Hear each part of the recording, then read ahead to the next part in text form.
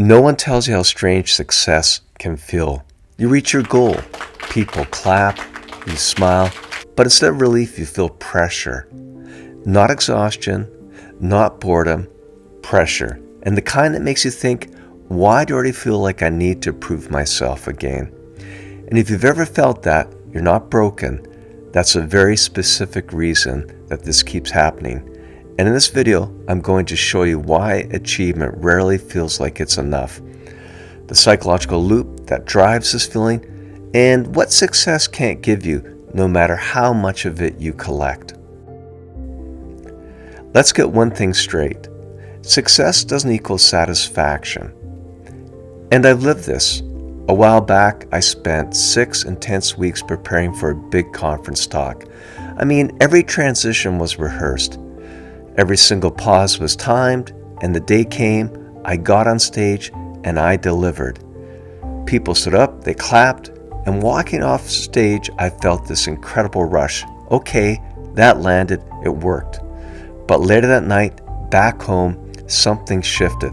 The applause was still ringing in my head, and I caught myself thinking, what's next? How do I stay here? What do I have to do to top that? And by the next morning, the high was completely gone, and the pressure to prove myself, it was already back stronger than ever. This experience isn't just personal. It's a well-known psychological concept called the hedonic treadmill. And here's how it works. When you achieve something, your brain gets a spike of dopamine, but then, almost immediately, it resets to its baseline. So instead of feeling fulfilled and content, you just feel motivated again. You feel the need to chase the next thing. And this is not a character flaw, it's just brain chemistry. We're literally wired to grow and strive. But growth without grounding just turns into grinding. And when achievement is something that you do, but something that tells you who you are,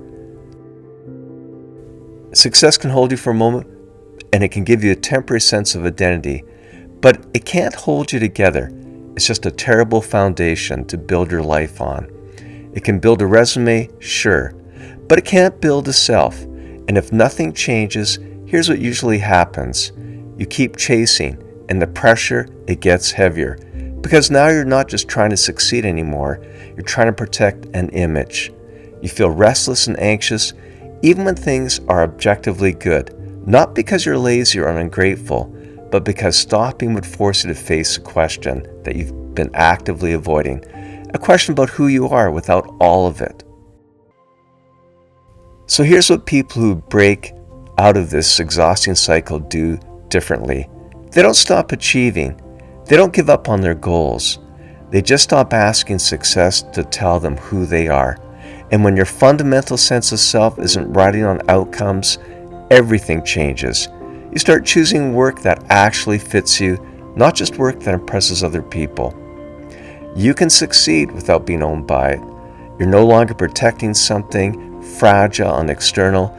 You're building from something stable and internal. And ironically, that's when people tend to do their best, most authentic work. So here's a clarity question for you. A tough one. If everything I've achieved disappeared tomorrow, would I still recognize myself? And if that question makes you feel uneasy, that's just information. It's a clue. It shows you where you've been placing weight that success was never meant to carry. So what can we do? Well, here's a different way to relate to success.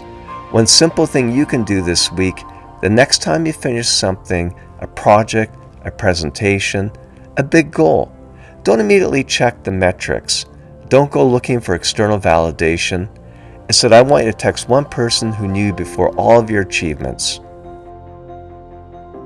and ask them one simple question. What's something about me that hasn't changed? That answer, whatever it is, points to something real, something that existed long before the success. It's a pattern interrupt. It's designed to loosen the grip of that psychological loop we talked about.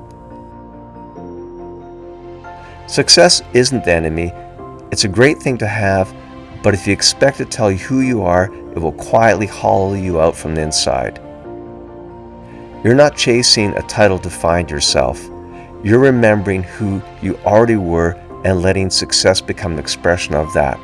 And when that fundamental shift happens, work gets lighter and success finally stops carrying the weight it was never designed to hold.